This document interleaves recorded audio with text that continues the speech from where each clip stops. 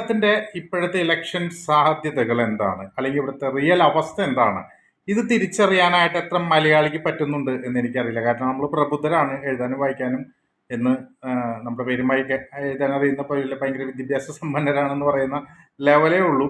നമുക്കതിൻ്റെ ഒരു എന്താ പറയുക, തിരിച്ചറിവുകളുടെ ഒരു പ്രശ്നമുള്ള ആൾക്കാരാണ്. പിന്നെ നമ്മളെ ഇവരിങ്ങനെ പൊക്കിക്കൊണ്ടിരിക്കും. ഇപ്പൊ നിങ്ങൾ നോക്കിയാൽ എല്ലാ രാഷ്ട്രീയ പാർട്ടിക്കാരും പറയുന്ന ഒരേ വാചകം, മലയാളി പ്രബുദ്ധനാണ്, മലയാളിയുടെ ഒരു ബുദ്ധിതലം വെച്ചിട്ട് അവർക്ക് നമുക്ക് വോട്ട് ചെയ്യുള്ളൂ, മലയാളി ഭയങ്കര സംഭവം എന്ന് പറഞ്ഞ് പറഞ്ഞ് പറഞ്ഞ് നമ്മളെ പറ്റിച്ചുകൊണ്ടിരിക്കുകയാണ്. നമ്മൾ ഈ മണ്ടന്മാര് വെറുതെ സ്വയം പൊങ്ങികളായി നിൽക്കുന്നു എന്നുള്ളതാണ് ഇതിന്റെ റിയാലിറ്റി.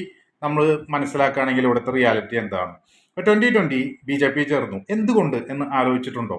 നമ്മളത് ആ റിയാലിറ്റി മനസ്സിലാക്കാൻ കൂടി തയ്യാറാണ്. ഇതിനു മുമ്പ് 2020 AAPയും കൂടിയിട്ട് അവർ ഒരുമിച്ച് നിന്നു.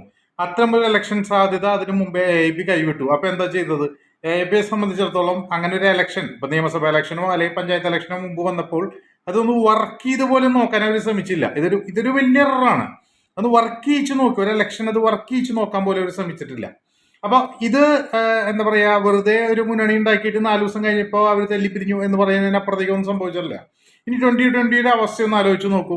ഇവര് ഇന്ത്യ മുന്നണി എന്ന് നമ്മൾ പറയുന്ന CPM അല്ലെങ്കിൽ ഇടതുപക്ഷവും വലതുപക്ഷമൊക്കെ പുറത്തേക്ക് കടന്ന അവർ ഇന്ത്യ മുന്നണിയാണല്ലോ. കേരളത്തിന് പുറത്ത് ഇന്ത്യ മുന്നണിയാണ്, എല്ലായിടത്തും മറ്റിടത്ത് ഒരുമിച്ചാണ് മത്സരിക്കുന്നത്.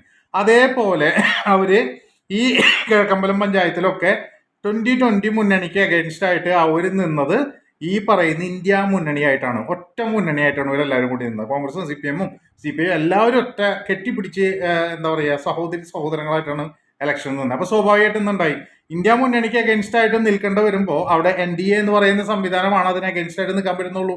ഈ സംവിധാനത്തിലേക്ക് സാബു പോകുന്നതിന് നമ്മളൊക്കെ അതിൻ്റെ ഉള്ളിൽ ബാധ്യസ്ഥരാണെന്ന് ചിന്തിക്കാനുള്ള ബോധം നമുക്ക് ഉണ്ടാവണം. അപ്പൊ ആം ആദ്മിക്കാർ ഇപ്പൊ അപ്പുറത്ത് നിന്നിട്ട് മുണ്ടുപൊക്കി കാണിച്ചിട്ട് കാര്യമില്ല. ഇതിൽ അവരും റിയാലിറ്റി മനസ്സിലാക്കേണ്ടത്, ആ ഒരു ഇലക്ഷന് ഇത് വർക്ക് ചെയ്യാൻ പറ്റുമോ നോക്കിയില്ല. അപ്പൊ ഞാനൊരു KDF എന്ന് പറയുന്ന ഒരു സംവിധാനം ഉണ്ടാക്കാൻ നോക്കിയിരുന്നു, കേരള ഡെമോക്രാറ്റിക് ഒരു 4ാം മുന്നണി എന്ന് പറയുന്ന രീതിയിൽ. അന്ന് വലിയേട്ടന്മാർ രണ്ടുപേരും കൂടി കൈകൂട്ടി പുറത്തു കഴിഞ്ഞാൽ ഒരു എല്ലാ പരിപാടിയും നടക്കും, ബാക്കിയുള്ളവരൊക്കെ നായുള്ള പോലെ പാക്ക് ചെയ്ത് വരുന്ന കണ്ടിട്ട് തെണ്ടിത്തരം കാണിച്ചതാണ് ഈ PWM മുന്നണി. അപ്പോൾ ഇവര് ചെയ്തതിൽ ഇത് വർക്ക് ചെയ്യണമെങ്കിൽ പണിയെടുക്കണം. അത് ഈഗോ വെച്ചിട്ട് നിൽക്കുന്ന കുറെ ആൾക്കാരെ ഒരുമിച്ച് നിർത്തണമെങ്കിൽ പണിയെടുക്കണം എന്നുള്ളത് മനസ്സിലാക്കാനുള്ള ബോധമില്ലാത്തതുകൊണ്ട് ഒന്നും സംഭവിച്ച പ്രശ്നമാണ്.